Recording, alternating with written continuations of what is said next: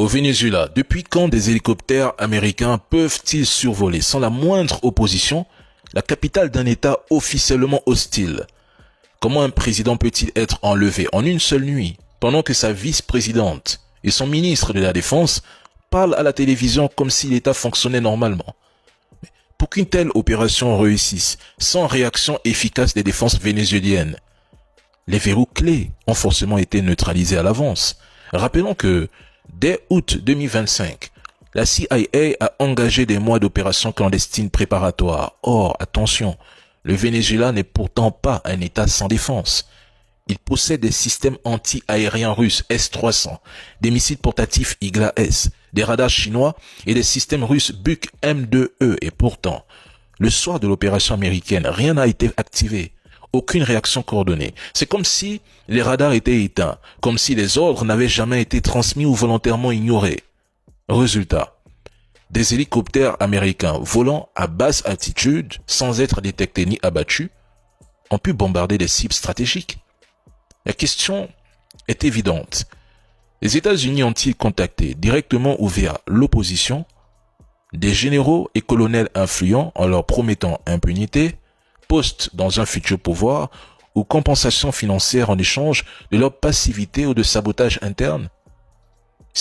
Donald Trump annonce que les États-Unis vont désormais gouverner le Venezuela.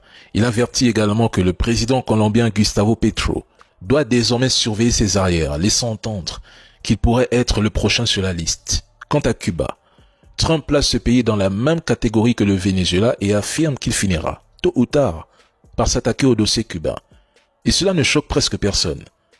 Donald Trump annonce que la domination des États-Unis dans l'hémisphère occidental ne sera plus jamais remise en question. Autrement dit, plus aucun dirigeant en Amérique latine, ni par extension dans l'hémisphère sud, ne devra contester la doctrine Monroe, qui stipule que l'ensemble du continent américain relève exclusivement de la sphère d'influence des États-Unis et que toute présence ou ingérence de puissance extérieure y sera considérée comme une menace directe à combattre. Par conséquent, ils vont rester au Venezuela jusqu'à la transition du pouvoir, ils vont imposer un dirigeant qui sera docile, puis de grandes compagnies pétrolières américaines vont dépenser des milliards de dollars pour réparer les infrastructures pétrolières endommagées pour commencer à générer des profits pour le pays. Incroyable mais vrai.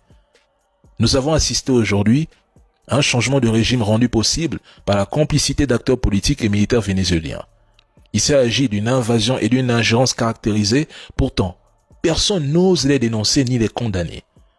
C'est le nouvel ordre mondial made in USA.